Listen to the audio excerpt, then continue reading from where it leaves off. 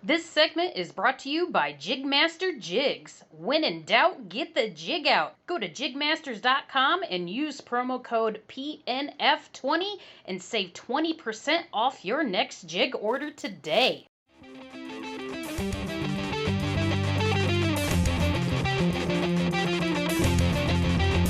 Let's go! This is the Chasing the Tide Saltwater segment on the Paddle and Fin Network. I'm your host, Dustin Nichols. So come along for the saltwater shenanigans.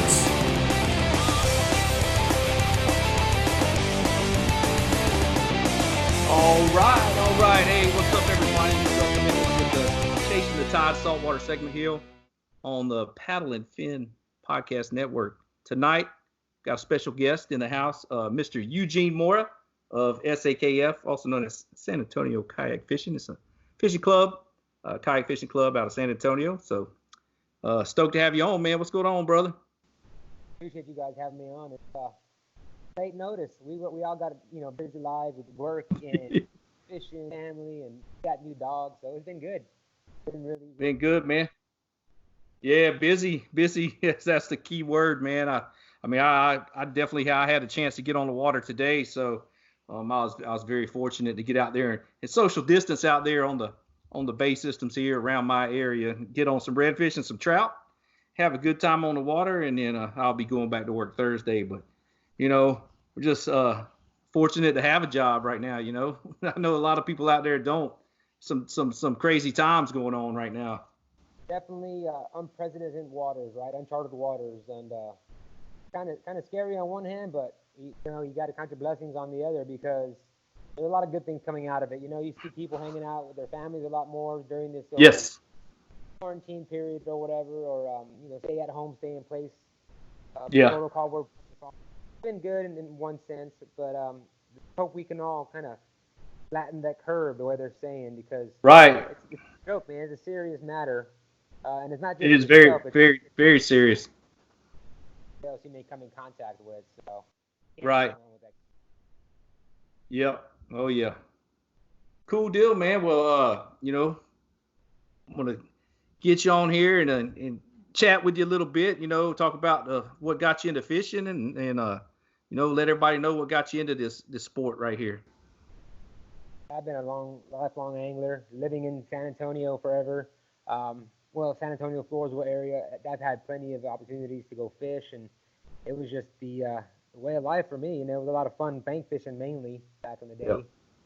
But when I had the chance to jump into bass boat tournaments with my buddies, I dove head first and lost all my money in my account, because that stuff is expensive. Oh, the yeah. Side is blast, but the boater side is very, very pricey and taxing on the pocket, to say the least. So I did that from the age of like 16 to 20 something, and then I got a hold of cats. I heard about cats and kayak fishing tournaments. Yeah, that's the OG Texas Trail right there. Picked it all off, and that was the footstep into this what we have now. It's a lifestyle, and it's been a blessing, because it's been a lot of fun. You get to hang out with new people all the time. You get to, except for times like these, right? But typically, we get to hang out with new people. You get to experience things on the water that you can't experience anywhere else. You can't experience these things while you're waiting. You can't experience them on a boat. It's a really cool way to kind of get in touch with Mother Nature and go and hang on to some fish if you're lucky. So it's been a really cool deal. But yeah, definitely cats was a way to get into the tournament scene, and being a very competitive person and an angler on the other hand, was kind of cool to mesh those two together and have the angling and competitive buds mix, and it was just very addicting. Yes, I can second that. Ding, addicting, very, very much so. It's a good addiction. You could have a whole lot of other things going on, worse things going on. So kayak fishing is a very good addiction. It's a way to get some exercise if you want to. I know the way kayaks are being built now, it's a lot more efficient, so it's a lot less workout, but it's still a workout. It's still getting out there and doing something for your cardio system. Yeah, that's definitely. It's just nice to get out on the water, period. I mean, I can go out there and paddle around and check everything out. And I mean, if I don't bring home fish, it's whatever. You know, I'm probably 80% of the time I'm probably catching them and turning them loose. You know, every now and then I want some fresh fish. I'm gonna bring it home and I'm gonna clean them. We're gonna either cook them that same day or the next evening. You know, I'll put them on ice and prepare them the next day. I very rarely am I gonna put them in the freezer. Something about them fish being fresh, you know, that just they taste so much better. Nothing like it. Actually, putting them on ice for 24 hours and cooking them the next day it makes them taste even better. Something happens in that system where it breaks down. Yeah. And it's such good fresh fish eat. Sure. Yep. Yeah, I got some redfish on the half shell for tomorrow night, sitting in the stainless bowl with in the little Ziploc bags and covered them with ice, and they're chilling till tomorrow evening. They're gonna firm up nice and good, and I'm gonna put them in some, you know, some clarified butter, some lemon, some good seasonings, and we're gonna sear them on one side and finish them in the oven. I'm not messing around with the grill tomorrow, but you know, I'll be chowing down on some of them tomorrow night. I like those a lot. We talking about food now. We can go off on a tangent right quick because we both love beef. Oh, I can. I can definitely do that. That's for sure. Well, hey, you know, once you branched over into this kayak world, what led you to starting this fishing group, San Antonio Kayak Fishing?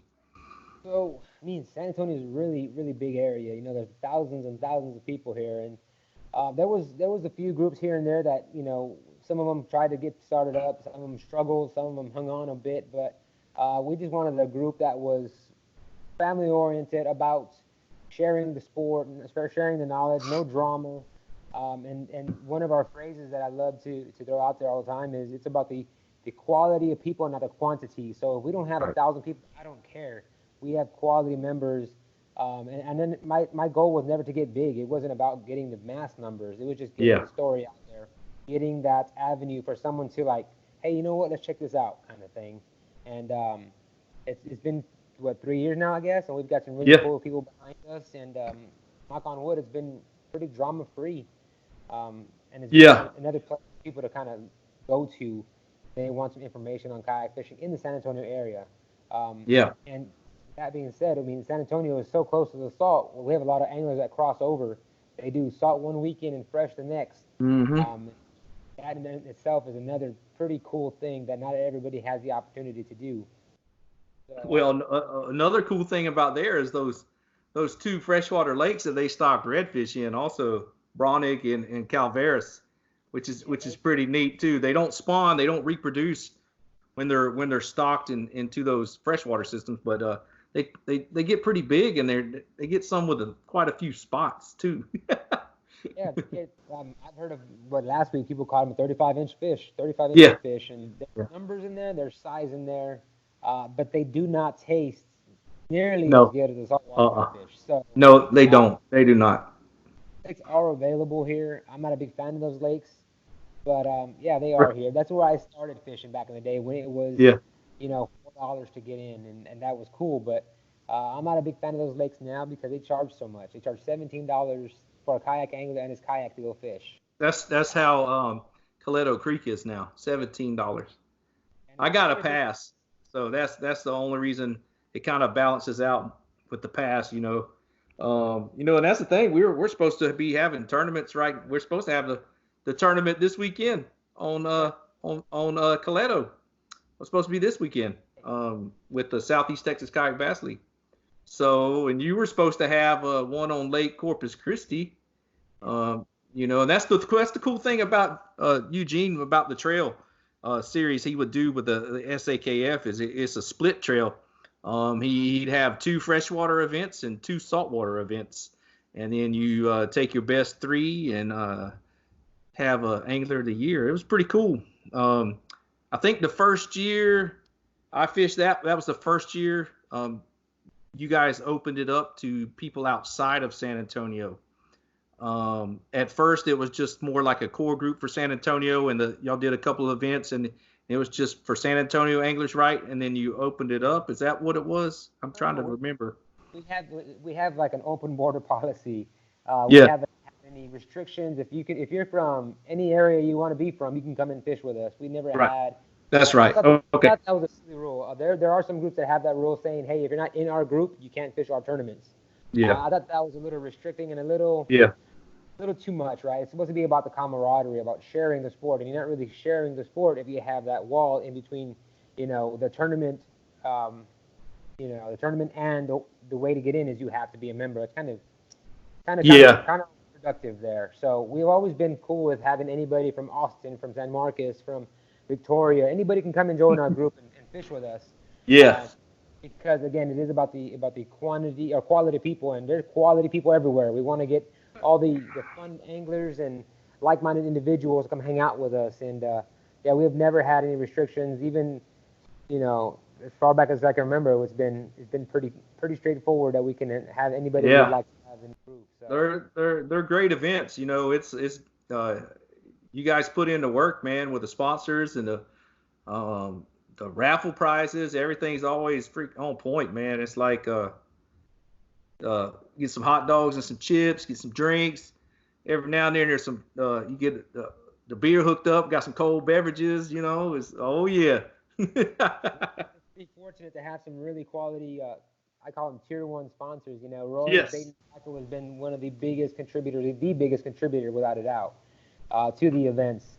We had Kielbasa sausage this year, so we were going to have some awesome sausage wraps before this whole COVID outbreak happened.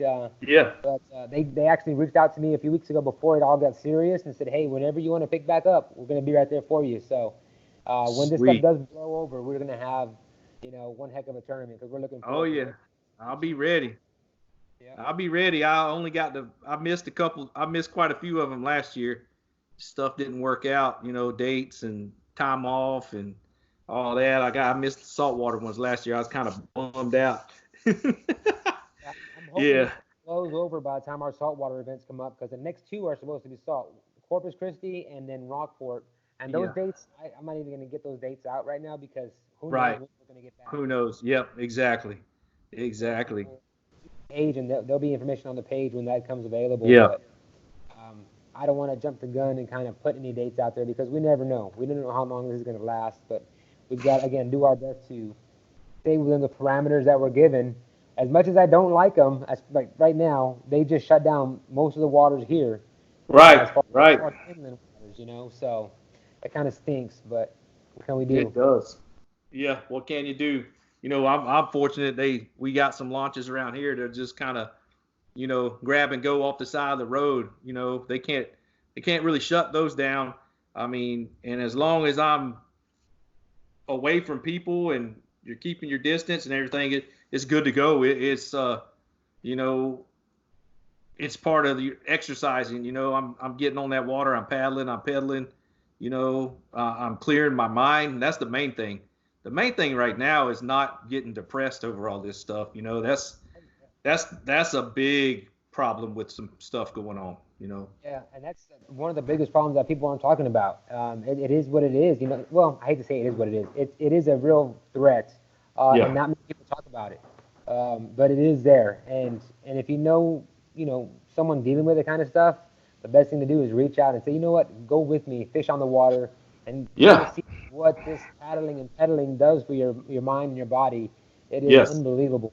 And that's what kind of bugs me about this whole closing all the ramps in the area, because if you're using a boat ramp to launch your kayak, you don't really come into contact with anybody. You're down loading, unloading for 5, 10, 15 minutes at most, and you're gone. There never is any contact with anyone, really. So that's why I kind of disagree with it, but hey, it's not my call. We just got to follow those rules. Not break the rules, because it'd be a poor example of kind of leadership. You know what I mean? Right, definitely. Yeah, I'm just, with the getting everything back up on track with the tournaments and everything, I'll be ready to go for that. That's the cool thing about that, about the trail and the group, is that, there's a diverse group of anglers. You know, there's newbies. There's people that, you know, are wanting to fish more tournaments, and you got some more seasoned guys, and you know, and the seasoned guys have no problem sharing, you know, tips and tactics and helping these guys out. You know, when the newbies ask questions and stuff, and people want to ask, hey, you know, help me out with this. I've never thrown this bait and this and that, and share some tips and that. You got anything you want to hit on right now as far as you know, about that? You know, how you feel about, you know, sharing the knowledge?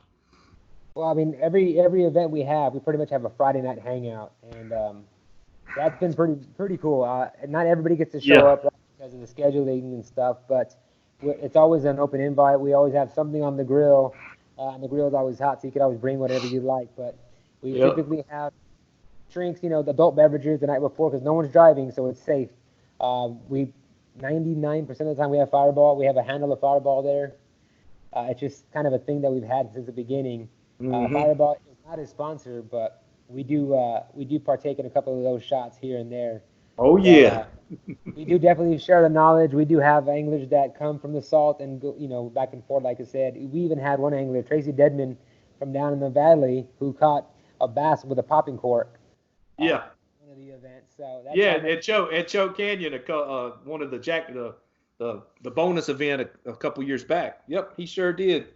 We have anglers like yourself who do a lot of saltwater fishing who came into the fresh game really strong, and thank you. it shows at the top of at the end of the year at the top of the list as far as angler of the year standing. So it's kind of cool to be able to have that crossover advantage because not all groups can do that because of where they're located geographically. The location, yeah. That's the coolest thing I thought, you know, about it was like, man, this is what separates the trim the fat, you know. I'm trying to think of the right saying for it, but you know, you got to be consistent and fresh and salt to take that, you know. You definitely do. So you don't step on any toes. Yeah, you definitely want to just it is the line in the sand, to say the least, right? Yeah. Oh yeah. You got to track your brain to be able to put away you know, a couple of 3 out of 4 tournaments to win that thing. Yeah. It does take some skill. I mean, there's always a little bit of luck, right? But you got to have some skill. You got to have some knowledge on the water of especially tides and winds, and kind of feeding patterns on the saltwater side of things, and then on the freshwater side of things, you got to know what time of year these fish are going to be doing what. If our tournaments are early in the year, are they going to be in the pre-spawn mode or spawn mode or post-spawn kind of thing? And where do I look for those? Do you want to look, you know, in the back of the pockets or the very front of the pockets or on points? Do you want to fish on deep road beds, or, you know, you got to put all these little puzzle pieces together on the freshwater side. But again, when the saltwater tournaments come around, you've got to also be pretty in tune with those happenings so you can be able to be at the top of the board. Yeah, and that's cool. The boundaries on those are usually pretty good and spread out, so you can have plenty of places to launch from and plenty of water to cover.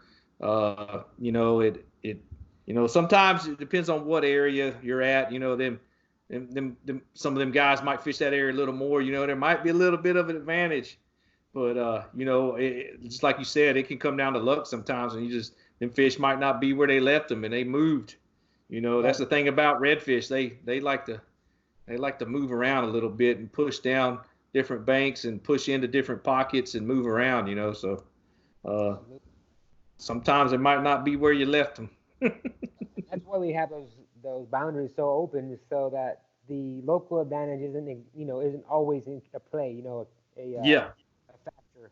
Now it is an advantage no matter what. I mean, if you spend time on the water, you have an advantage, especially if it's in that particular area. But we open up those boundaries, so if different wind directions come into play, you can have, you know, ramp A, B, or C, and you can choose, hey, if the wind's coming out of the south a little too heavy, I'm going to go hit this bank, or I'm going to go hit that bank. Yeah. We typically do our check-ins at Roy's Bait and Tackle for the Corpus event in the morning.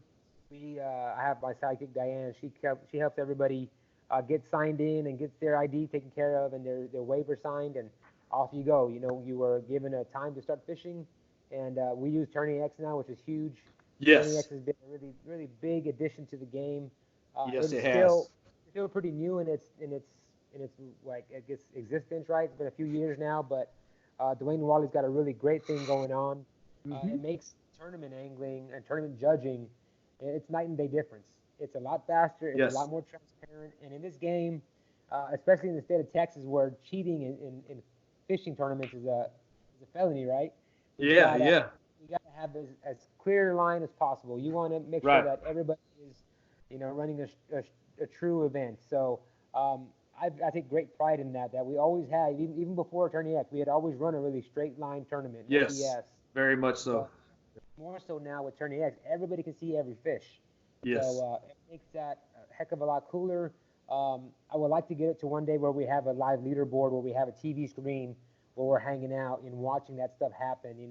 Oh, You see it yeah. on your phone, but I want to have it at the event. And at the time of the weigh-in, when it commences, I would like to have a screen there with showing the winners of first, second, third, and fourth, and so on. But Yeah, that's the next thing, the way to go. That would be cool. That would be real cool. Yep. I like that right there. So, hey, for anybody out there getting into this game and stuff, talk a bit about some, how you set up your kayak on the saltwater side, tackle organization, and what's your go-to gear as far as that, organizing things and getting everything where you need it to be. Glad you said saltwater, because if you said freshwater, we could be here all night. Yeah. My saltwater, I will carry a lot less than I do in a bass tournament. But I'll take 3 rods. I'll have 1 rod with a topwater, because you've got to have a designated topwater rod. I will have a spinning rod with something light, because you run into heavy grass. You can run into different scenarios where you need to launch that bait a country mile, and you can do that with a spinning reel and light line. I'll have that with a 1/8 ounce jig head and either a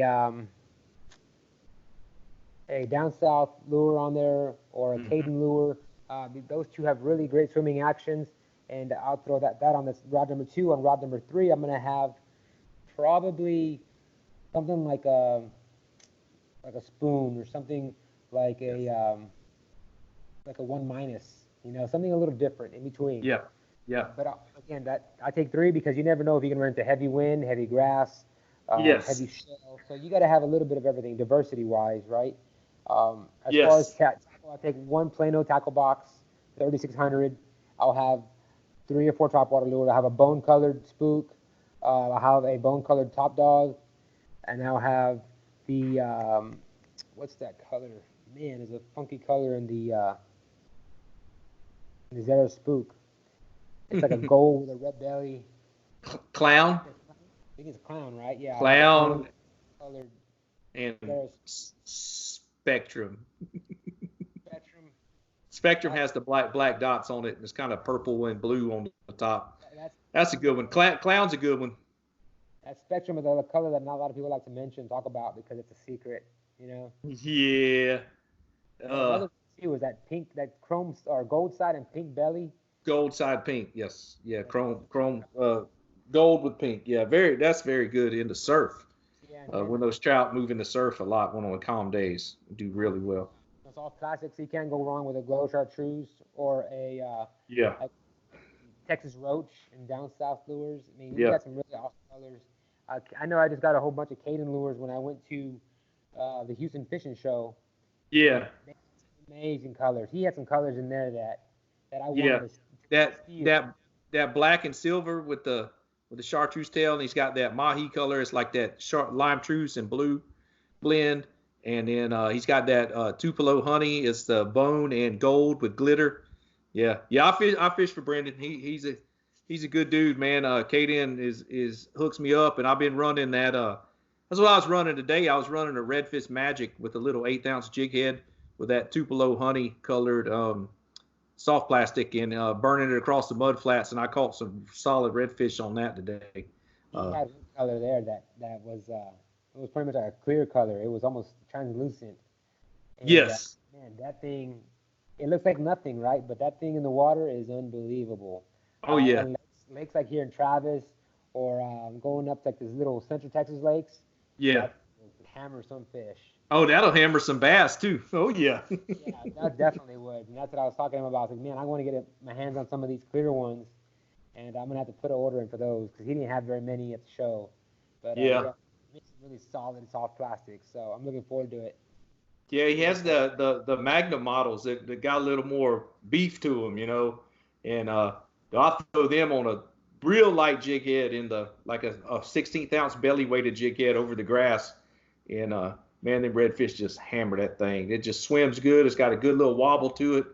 So yeah, I'm definitely stoked on those, man. They work great as chatterbait trailers and everything too. You want something a little subtle, it's the ticket, definitely. Yeah, I enjoy it. So you only take one small box, huh? One small box. On that third rod, I'm gonna have either a 1 minus on there, or I can tie on a God dog, what's the name of that spoon? The Nacho Daddies. Oh yeah. Hey, I showed some people some of them and like, man, what is that? I was like, that's money. That's money right there. That's an acrylic resin poured spoon with a rattle in it, and they are money in the grass. Money. They don't sink fast. They flutter. They flutter down real easy, and the redfish cannot stand them. There's a bone colored one that's got some red glitter in it. They just hammer that thing. Got a watermelon red one that I stole, man. I think is sweet. Oh yeah, I got one of those, and then there's one that root beer colored with the gold flake. They like that one a lot too. Yeah, he's got some good colors, man. I was stoked to get some of those and use them. That couple years back, that Corpus Christi event, I got second in that one. Yeah, one of my redfish came off of that bone Nacho Daddy spoon, and one came off top water. There's something about that resin style pour that he does that just makes that thing. It dances. It dances so good, man. Flutters out, whatever it does, it's very convincing to those fish. But yes, yeah, it is. The three rods I would take with that one tackle box. Definitely a net. When you're fishing tournaments or fishing for food, you want to have a net, right? A floating net. Yeah. On my kayak, I will have a anchor trolley. The Yak Attack anchor trolley. That thing is spot on because you can anchor from one point and you can cover 180 degrees pretty much. Yes. Before you have to pick up and move. I like that a lot. And then an anchor. You got to have an anchor because you never know how bad that wind's going to be. Yes. So that's pretty much all I take. I don't even take a graph. I never ever take a graph when I go saltwater fishing. I probably should, right? But I don't. As much as I love to graph, I never use it when I'm doing salts. Well, the only time I use it is in the winter if I'm fishing deeper reefs and structure, or if I'm in like say Baffin Bay area and I'm fishing looking for the rocks on the side scan and picking up fish there. I'll use my side scan down there. It's a game changer. Like definitely. When you're looking for rocks, you throw that side scan on, you drop it to 60 yards, and you can cover an area. You can, depending on what unit you have, you can shoot side scan 300 feet on each side of your kayak, but there's no need to go that far. No, I run about 60. Yeah, 40 and 60. That's what I go 60. Because you probably can't really cast that far beyond 60 accurately. And I always just side scan it, mark it, and go right back to it. Yeah. Definitely playing the side scan game is huge, but I haven't really spent time in Baffin Bay, so I haven't had the need for it. Yeah. I do need to spend more time down there, but I just am so busy here with the San Antonio kayak fishing thing and getting tournaments together. It kind of takes away from my fishing time, actually.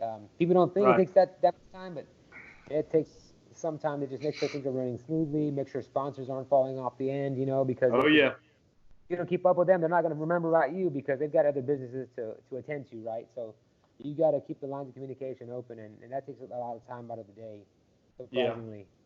Oh yeah. Well, being on saltwater, what's your favorite fish to target on the salt side of things? Man, redfish has got to be the best. They fight so well. They taste great, and they love top waters. It's probably my favorite, the redfish. I know that my least favorite is probably flounder because I don't catch very many of them. Oh yeah. But they are.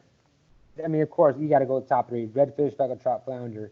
But redfish would be my favorite just because you cut them off the shell or off the backbone and leave the shell on, and it's game over once you put it on the grill or in the oven. So I'd probably have to choose redfish. Most often than not, I'm catching skipjack. getting bluffs on skipjacks, looking for the redfish. But that's just because I don't spend a whole ton of time on the salt. I wish I could get away more often. But when I do have free time, I just go chase the greenfish. You know, I'm always chasing bass. Yeah. But I will get some more time this season, to go hit the salt and spend some time down there, just because I owe it to myself to do that. You know, I need to put some fish on the grill and in the fryer. Mm-hmm. So I'm looking forward to doing that here coming up pretty soon. Yeah. Yeah, flounder, I don't very rarely do I go out and just target somewhere for flounder. It's not something I do often. If I do it, it's in the fall, and I need a higher tide and a good drain and a good low tide, a good tidal pull, and I'll go hit those drains and kind of every now and then I'll get in them. It'll funnel them out. They'll be sitting waiting on that bait to get funneled out of those little marsh drains, and I do pretty good. I got a couple areas I go hit up, but no, it's very rarely I'll go strictly target flounder. I'm more of a chasing big trout. I kind of that's my vice on the saltwater. But the redfish, something about the way they come up and smash top water sometimes. Sometimes they just come up and just kind of kind of pop at it. But the bigger fish lately have been just smoking it. I mean, it's down in their crusher. They're just like, bam! They are just annihilating it. I've been throwing a big the snakehead. My buddy Chris makes them and paints them custom colors, and he's been doing them real good. And then I actually got one of the 6th Sense mag dogs. It's giant, and they man, that thing's so loud. So when you get a lot of chop on that water, I'll upsize and throw one of them. It's a 3-hook, kind of like a super spook, just a little bit bigger. Man, they crush that thing too. It just gets a lot of noise and just surface commotion whenever you got a little bigger chop on the water. So you need something to reach out and talk to them, You gotta open up that bite window. Yes. So you had fished some offshore stuff too. You had gone over to Florida a few times. You did the Bahamas too for the Extreme Kayak Series and everything over there. Tell us a little bit about that. Kayak Series was awesome. Joe Hector puts it on. He still does it. He has a Selfish Smackdown twice a year. Yes. He's got the Summer Slam twice a year. He's got now the peacock, or he's got some exotic species going on too. He's branching out. Sure. But him and his team got a really great thing going on, and we got hooked up with them when we went to the Bahamas here 3 years ago, about 3.5 years ago, I guess. Yeah. It was unbelievable. It was a cool setup. The Bahamas wasn't ready for the Extreme Kayak Tournament Series. Let me tell you what. We had a lot of they had just got beat up pretty well by a hurricane maybe a year or two before, and they were barely getting back on their feet. So a lot of the island was just kind of closed off. But the island we had access to was really, really cool. The people were great. The food was good. The fishing was off because the weather was off. Right. It's super windy on that one, right? Yeah, you couldn't pick. You know how it is. You can't pick your weather when you go fishing. You just gotta go with what's given to you. And we made it work. I mean, it was a different kind of offshore. Here in Texas, we've got breakers out. 3 or 4 sets of breakers, and then you're gone. You're clear. Well, out there, you have multiple sets of breakers because you have multiple reefs. You could have breakers. 300-400 yards out. Yeah. And it's pretty eerie, but it's very cool once you get the hang of it, and you can kind of traverse them a little better because you can use that reef as a break as well.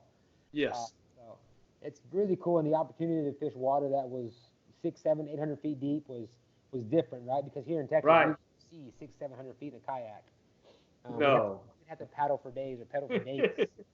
Yeah, we'd be round the clock getting out there to the flower gardens or somewhere out there. That'd be crazy. You actually did pretty good one year over there out of Pompano, huh? You got a pretty good sized Wahoo, didn't you? My first year there, actually, I got a really good Wahoo bite, and I had one that I brought in. It was 49 pounds, and I had hooked up with another Wahoo earlier, and it fought the same way this one did, and it was probably the same size. It just came unpinned. Yeah. It was a big fish, and there's no two doubts about it. When you hook a Wahoo, you know it. You know it for sure. It just burns. That drag screaming like, it's gone. That's one of the fastest fish in the water. cool thing about that Wahoo is when they finally gutted it, the guy who cleaned it for me, because I didn't want to clean that giant fish. I didn't have the knives for it, Yeah. right? So I paid a guy $20 to do it. He said, "Yeah, I charge you $10, man." I gave him a 20. He Yeah. cut the belly open, and this bonita popped out of there, a little bonita, bullet bonita. It Yeah. was probably about 16 inches long, and it was cut in 4 pieces. And it looked like you had got a fillet knife and cut it. He said, "You see that fish?" He put it all together. He's like, "That was done by the Wahoo. He'll come and cut them in half and eat them in pieces. But they're coming so fast, and their teeth are so sharp, it's like a razor blade. Just slice them." Wow. It was pretty wild. But yeah, that's what they eat down there, man. And there was a whole bunch of them. There was a whole bunch at one time. Yeah. Yeah, that's a pretty cool event down there. I'd love to go fish one of them one of these days. And get over there when we get everything back to normal. Yeah, Diane and I have talked about it. We want to go back for sure. We do want to go back. So what else did you get on some big kingfish down there, or any Dorado, any mahi? And I wasn't fortunate enough to get on anything else but that. That Wahoo. Let me plug in my computer. It's gonna die on me. Uh-oh. Let me plug in real quick. Hang on 1 second. Yeah. Let me get my boy. He's taking get a little technical break here. He's gonna get his laptop plugged in before it dies on him. So we good to go. I got some filler in there. It's all part of it. It's all good. Yeah, man. Back to that Pompano event. It was just that Wahoo. Those 2 Wahoo bites. One that I got in, and some other. I forgot what else I caught. Some other small fish, but yeah. It was super clear water. The current there is definitely different than the current we have in Texas area. So. Oh yeah. Really cool. I made sure I downsized my line because I knew that it was just that clear and these fish could swim so well. Right. They're very heavily pressured down here. Like bass are pressured up here, and our redfish are pressured in the coast. Man, those guys are always fishing down there. So they're always down there. Yeah, there's some solid guys. There's some solid kayak charters down there. That Deep Blue kayak charters, and then Brian Nelly has that Pushing Waters down there. They do some good work down there too, man. They get on some fish down there, for sure. They spend time down there, and they know what they're doing. They are good at it. And see, that's the thing. It's different than Texas, though. We got the nearshore rigs we can get out to and fish structure and all that, but they got, you get out there and you got access to the deep water, and it gets, you hit that blue water a lot quicker over there, and you get all them big mamas coming in. When that fish hit, I was sitting in 628 feet of water. Dang. And I definitely saw water of over 1,000 feet there, which is incredible. Yeah, that's insane on a kayak. Yeah, I was freaked out, man. I took a picture of my graph, because my graph had never seen 1,000 feet. But it was really cool. There's different wrecks out there. There's different reefs. Yeah. And you just troll live goggle eye. Right. Or you can jig. I tried jigging for a while, but the goggle eye was where it was at. As long as you kept them alive, they were good to go. They're pretty hardy fish. And I had a really short wire leader that I made up myself with a number 4 stinger hook from Owner. Yeah. Number 4 treble hook on the backside of that goggle eye, and that was a ticket because it was just enough leader to be safe, but it wasn't too much to where the fish would see it. Yes. It was the key there to getting that fish in because they have razor sharp teeth. Oh yeah. I actually got a video of him when I was I missed the first gap because he just shot right by me like a bullet. They were super fast, and he came up. When he came up, he kind of it was weird. Like, you know how you get a board and you can, like a surfboard, and you throw it on the water, and it is skip. That's slide. What he did. He slid right above the water line, right below the water line, right below my kayak, and I missed that first gaff. Oh man. I didn't lose him, man. It was. Yeah, you're lucky you didn't hit the line. Yeah, we got a little crazy story, get sidetracked, but one of the guides, my buddy owns a surf camp down in Nicaragua called Safari Charters. He's originally from Florida. He's a super cool guy, Lance Moss, and his wife Kristen.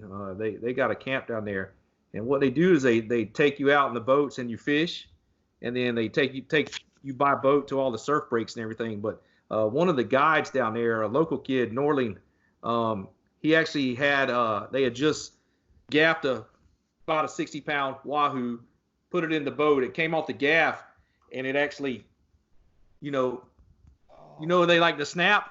and it bit through his Achilles tendon. Oh man, that's wild. Yeah, yeah, that's how sharp those things teeth are, and that's how just fast they are. I mean, it just bam, you know. So yeah, he got surgery. He fully recovered. He's surfing and still rips, you know, and all that good stuff. But I just thought, you know, you're talking about how fast those things are and how, you know, razor sharp your teeth are. I was like, yeah, man, that was insane. I wasn't there when it happened, but you know, we heard, you know, from my buddy Lance and everything, all that went down, and it's pretty crazy. He's got a good thing down there. I said, man, you need to get a fleet of kayaks and start running that too, because you know, that's something. You know, speaking of that, I bucket list trip on the kayak, man. I definitely want to do something down there, Nicaragua or Panama. Man, Los Buzos would be something I'd definitely like to go dabble in that one. That's on every kayak angler's bucket list, is fishing those Buzos. It's just unbelievable.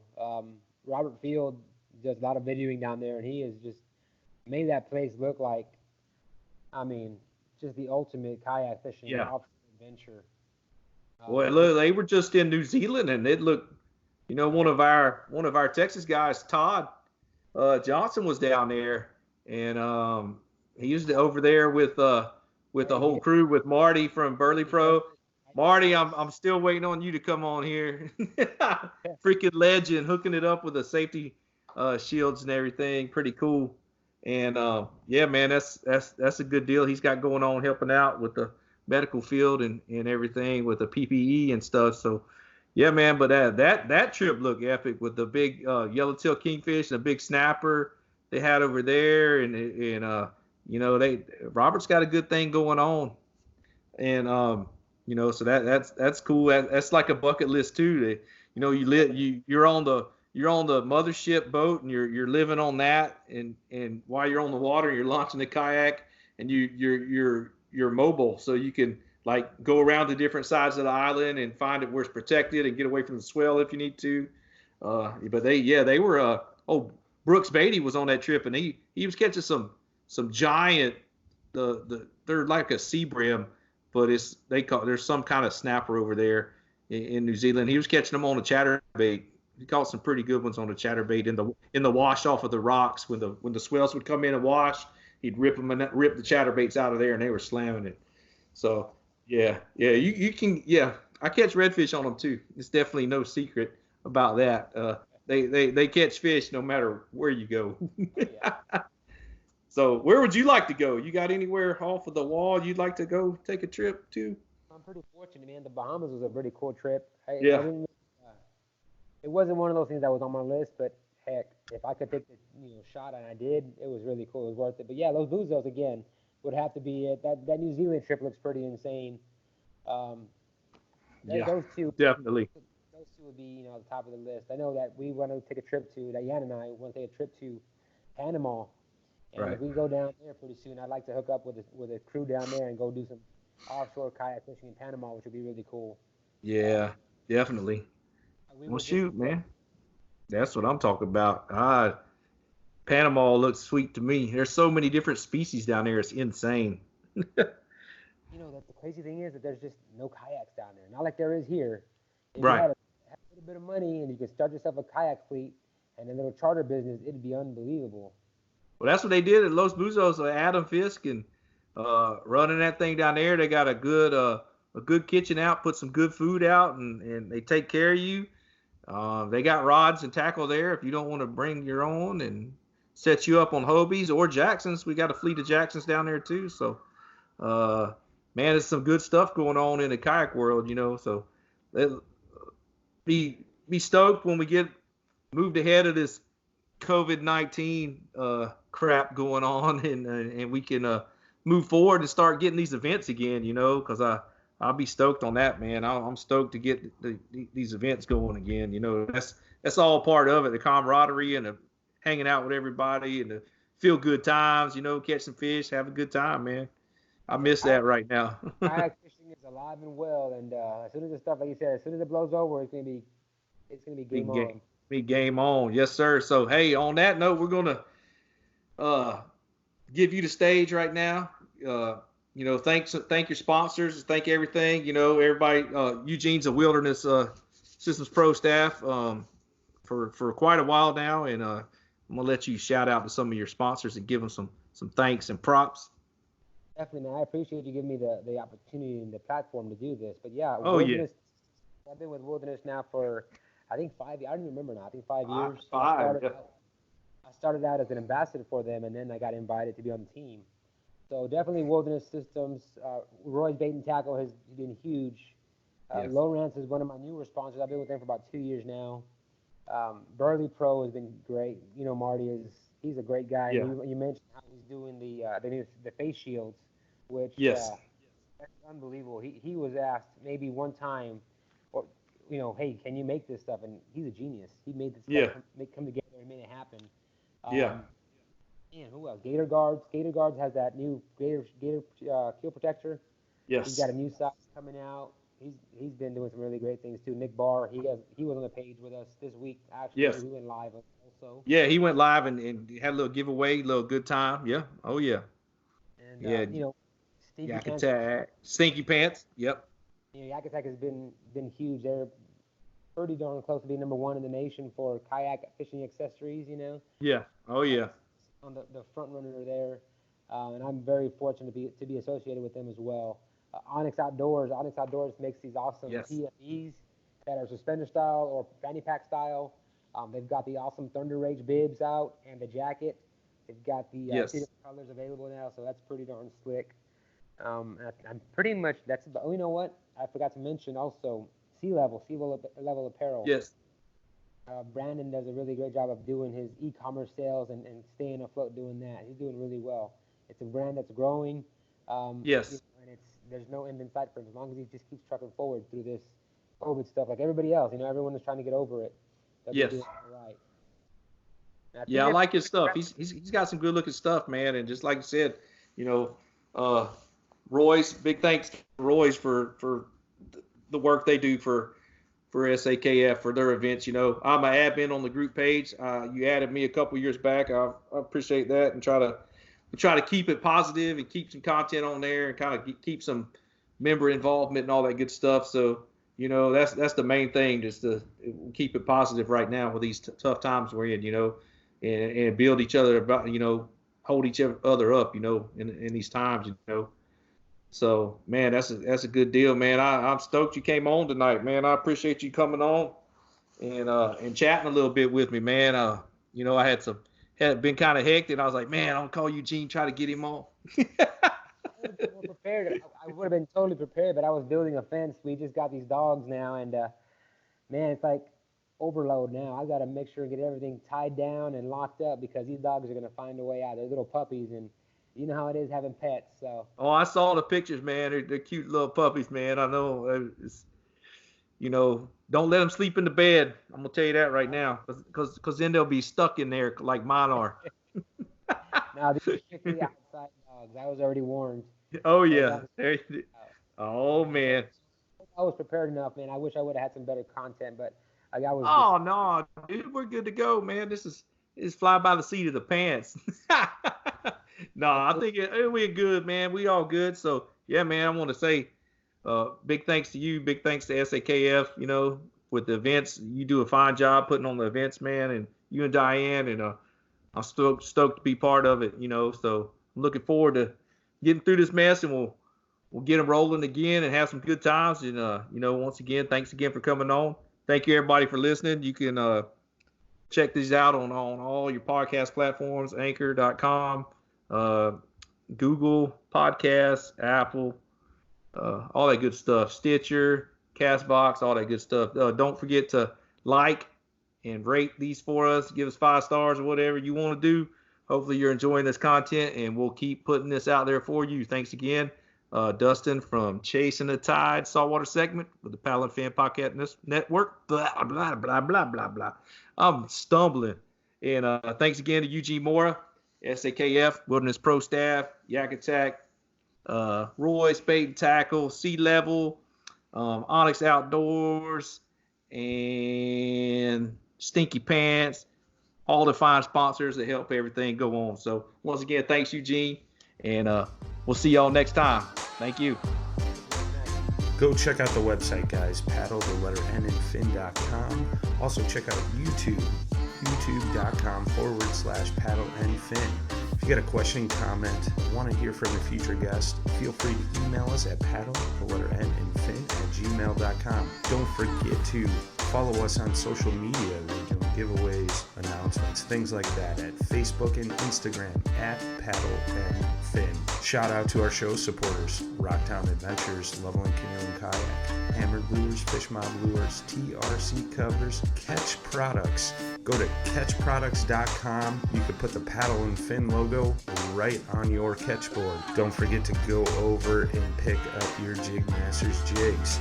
Use promo code PNF20 and save 20% today. Don't forget to rate and review the podcast on whatever platform you're listening to. It helps grow the audience, helps others find our podcast. So please drop a 5-star rating in on the podcast platform you're listening on. Don't forget about the recycled plastics program, you guys. Take your used plastic baits, put them in an envelope, mail them to the address in the show notes. Our man Eric Richards at Hammered Lures melts those down, makes new baits, and donates them to various chapters of Heroes on the Water.